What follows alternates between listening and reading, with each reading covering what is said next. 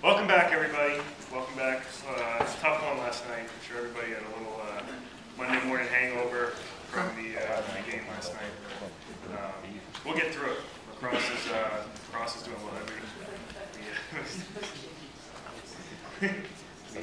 Overtime win for the Orange on Saturday.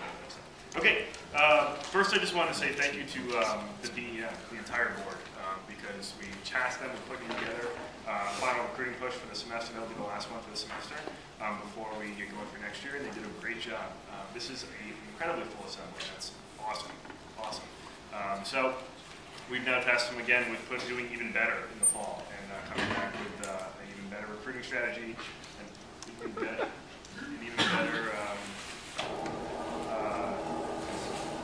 more people. We're pushing for 100% for the fall. Let's have every single seat available full. That's our goal, and we're going to make it. We're definitely going to make it. But I think that we'll talk later on this semester about how we're going to make that happen. Okay.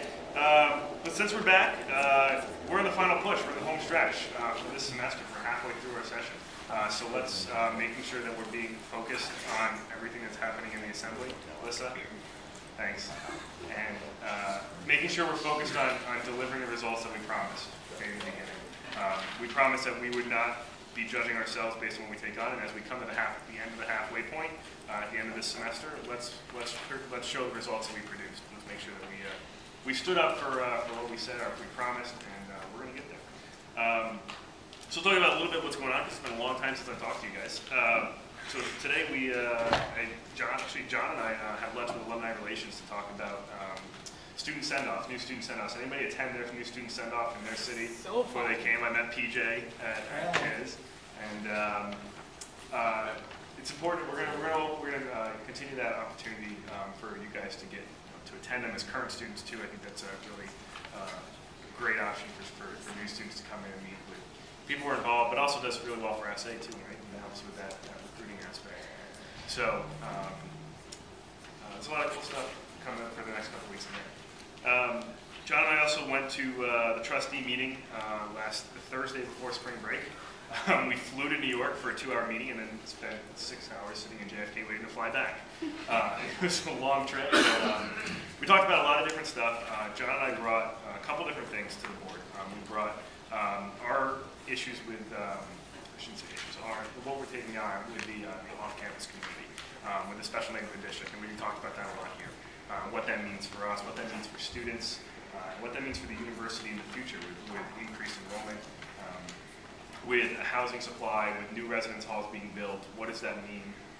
How do you position that university to maintain a balance in the neighborhood, but also provide adequate, safe, cheap, and reasonable distance housing for students in the community?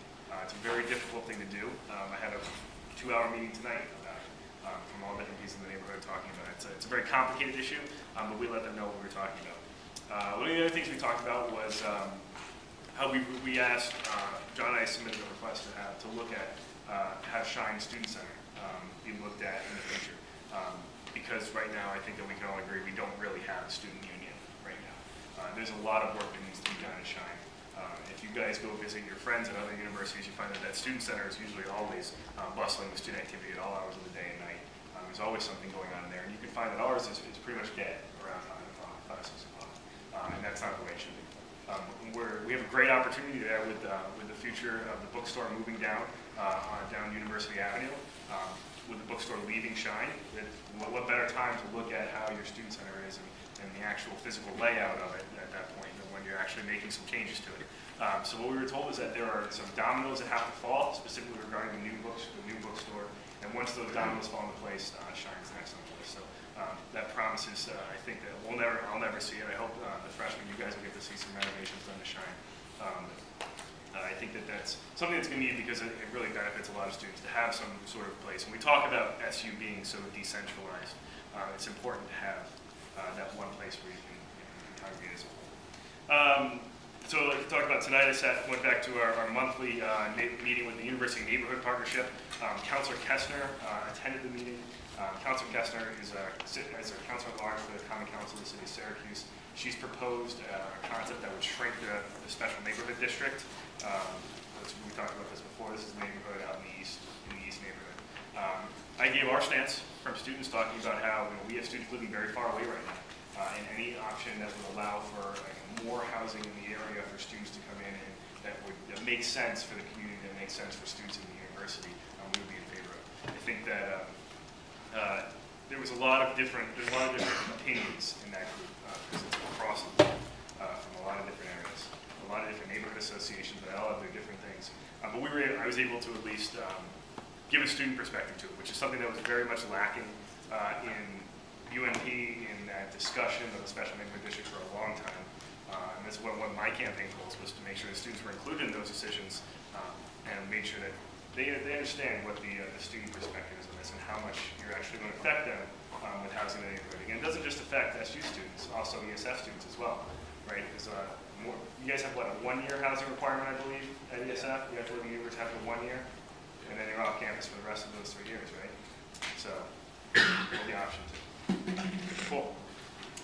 Tomorrow morning, Amy, Jess, and I are going to the Vera House breakfast to kick off the White Ribbon campaign. Those of you who aren't familiar, the Vera House deals a lot with domestic violence issues in the city of Syracuse and surrounding areas. Great campaign.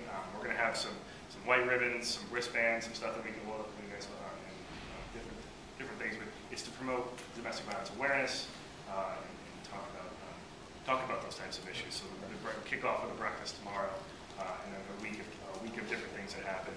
One of the events that I promised to send you out the schedule, but it's been really fun in the past, is it's called the Walk in Her Shoes.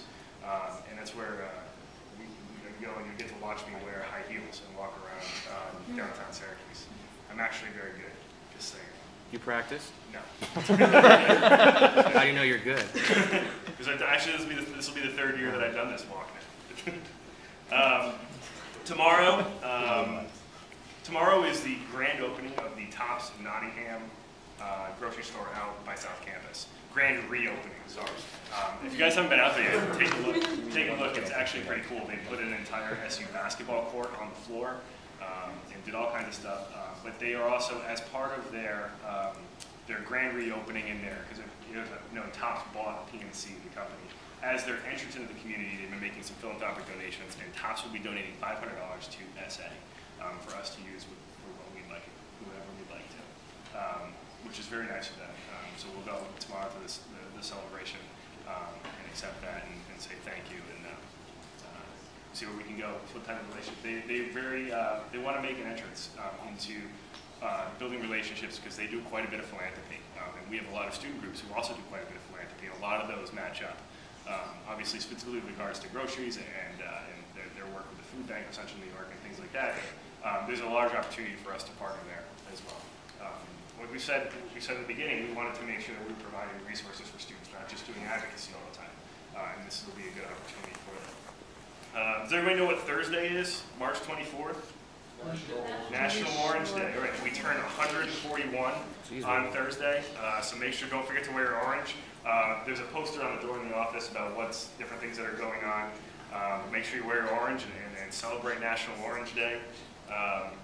And then finally, I just wanted to say that we have a couple weeks left in the semester. You guys are well in depth working on different things that you're working on. We've seen some incredible work come out, but I want to encourage you to don't get bogged down, don't get caught up in if things don't seem to be moving as quickly as you want. Push through, finish strong, and let's deliver the results that we promise. Okay? Are there any questions for me then? One question. Excellent. Great. Jeff?